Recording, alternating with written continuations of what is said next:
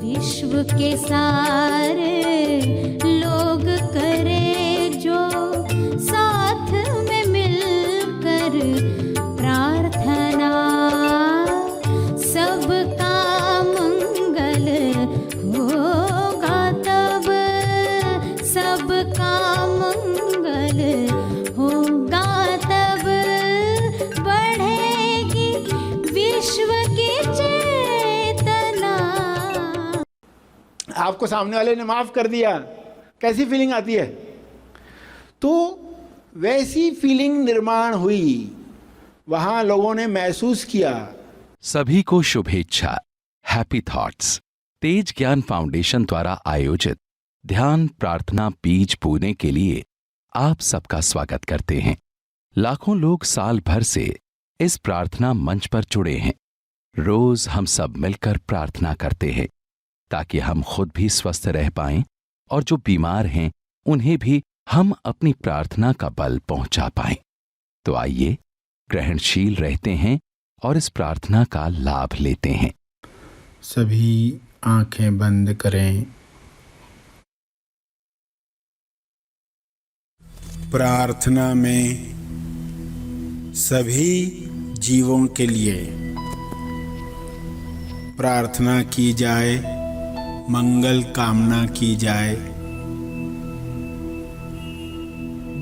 सभी जीव फिर वे चाहे इस लोक में हों, परलोक में हों या लोकों के बीच में हों, सभी का कल्याण हो, सभी का कल्याण हो। इस भाव के साथ जीवित पार्ट 1 के जीवित पार्ट 2 में जहाँ भी जीवन है वहाँ के सभी प्राणियों के लिए हम प्रार्थना करेंगे। सभी की सद्गति हो, सभी को मोक्ष मिले, सभी को मुक्ति मिले, सभी प्रेम आनंद मौन में विचरण करें, जीवन जिएं, अभिव्यक्ति करें। यह हो रहा है, इस भाव से हम आवाहन करें कि उपचार प्रकाश भूलोक पर, हर लोक पर, चाहे पाताल लोक क्यों न हो, सब पर बरस रहा है। शुभ्र प्रकाश पाते ही हर जीव में नई चेतना जग रही है। हर जीव आनंदित हो उठा है। प्रेम आनंद मौन में हर एक खिल उठा है। सभी इसी तरह आगे भी आनंद में रहें, प्रेम में रहें, शांति के साथ एक दूसरे के साथ मिलजुल कर रहें। यह मैं दिल से चाहता हूँ, हृदय से उठी हुई ये मेरी दुआ है। सभी पावन हैं, सभी शुद्ध हैं, सभी खिलकर खुलकर खेलें, ईश्वर की लीला में साक्षी बने, इस खेल का आनंद लें।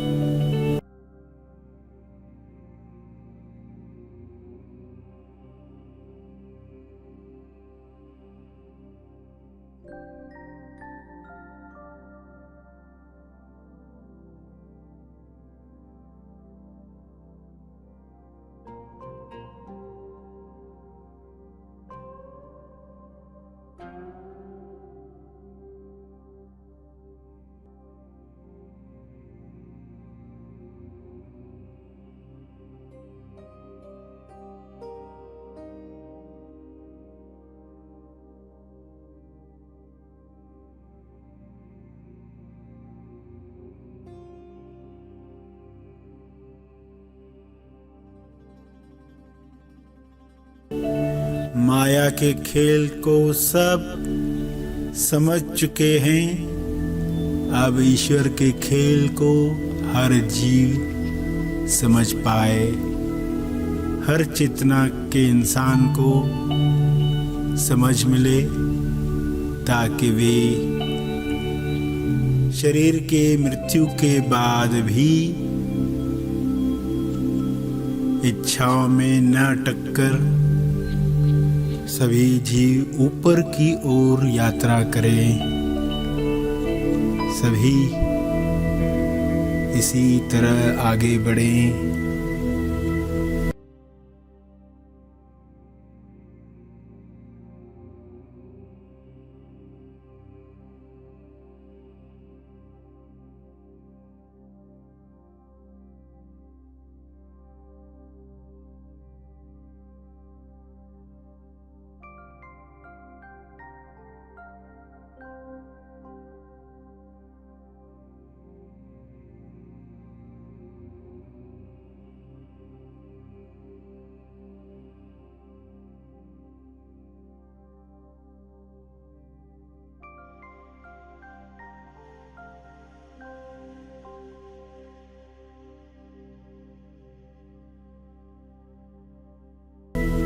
जो तरंग इस वक्त निर्माण हुई है, वह तरंग में हर कोने तक पहुंचाना चाहता हूँ। हे ईश्वर, आपका बहुत बहुत धन्यवाद ऐसे भाव जगाने के लिए, सबके लिए मैत्री जगाने के लिए, सभी के लिए शुभकामना भेजने के लिए बहुत बहुत धन्यवाद।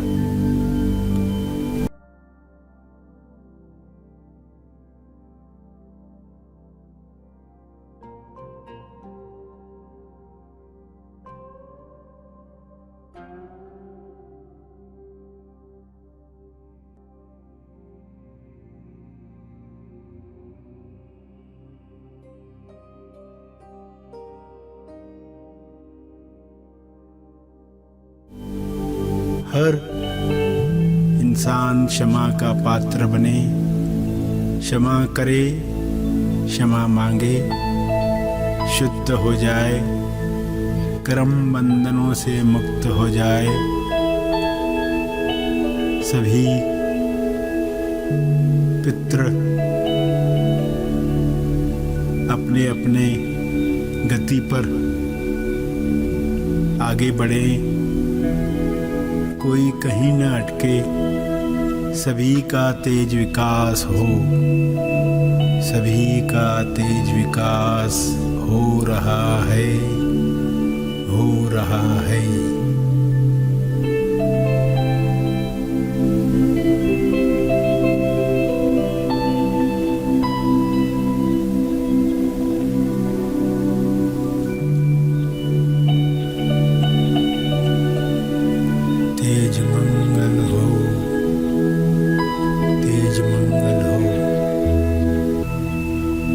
सारे प्राणियों का तेज मंगल हो।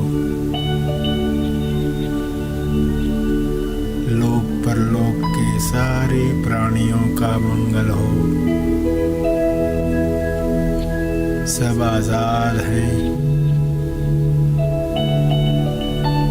जो भी लकीरें बनी हैं वे मिट रही हैं। क्षमा के मंत्र से सब लकीरें, कर्म बंधन मिट रहे हैं।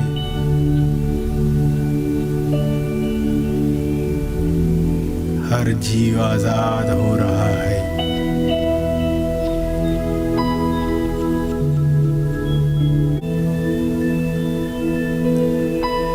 जो कंटिन्यू रखना चाहते हैं वे ध्यान जारी रखें।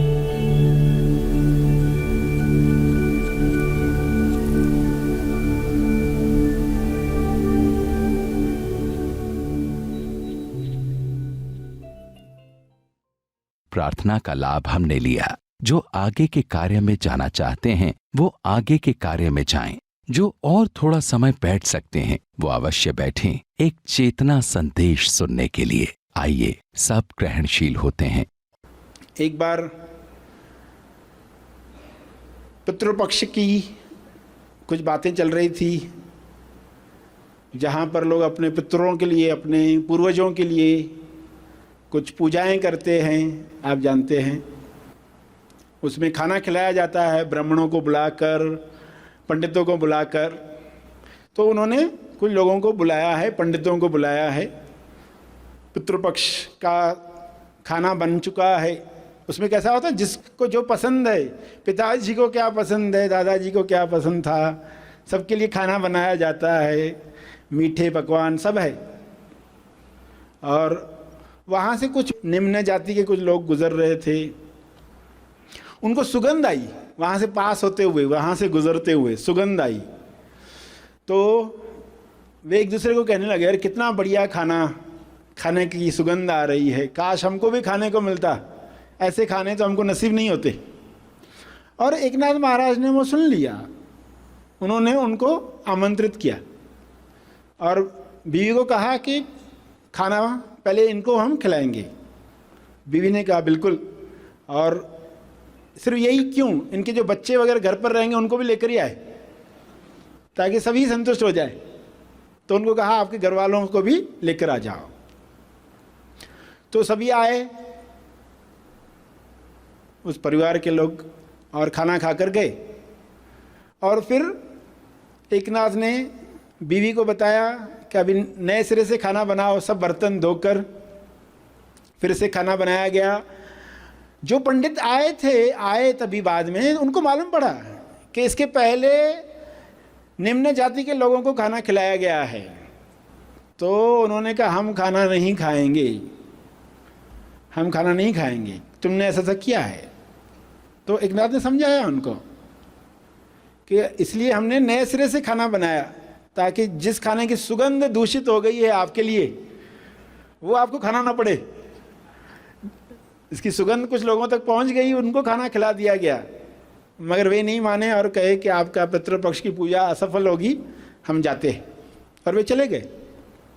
उसके बाद एकनाथ महाराज ने फिर भी उस भोजन के लिए, जैसे कर्मकांड होते हैं, प्रार्थनाएं होती हैं जो प्रचलित हैं, उसके अनुसार सब उन्होंने करवाया। और लोगों ने महसूस किया, जो भी वहाँ उपलब्ध थे, एहसास, आभास कि जैसे फीलिंग आती है लोगों को जब आप पूजा करते हो, जब आप लकीरों को मिटाने के लिए क्षमा साधना करते हो, तो कैसी फीलिंग आती है। आपको सामने वाले ने माफ़ कर दिया, कैसी फीलिंग आती है। तो वैसी फीलिंग निर्माण हुई।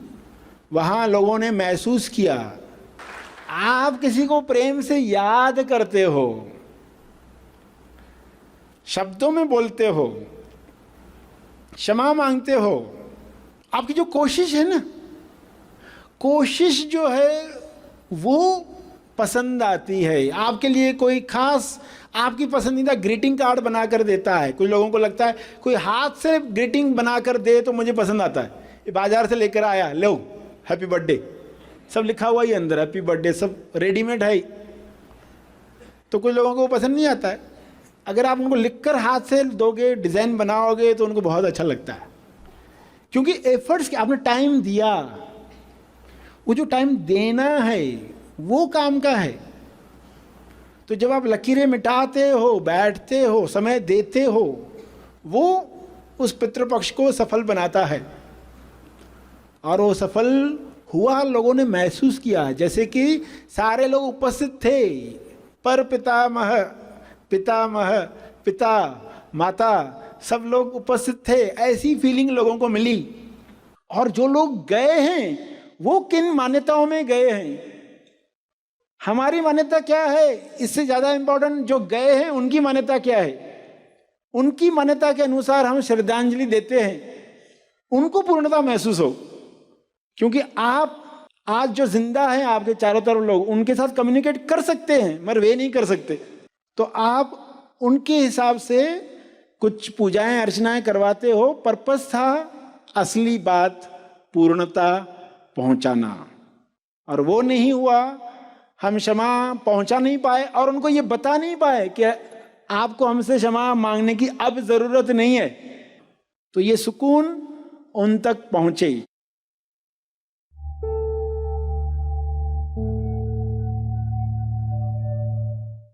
प्रार्थना और मार्गदर्शन का सभी ने लाभ लिया। आइए यहीं पर समाप्त करते हैं, कल फिर मिलेंगे। तब तक के लिए धन्यवाद।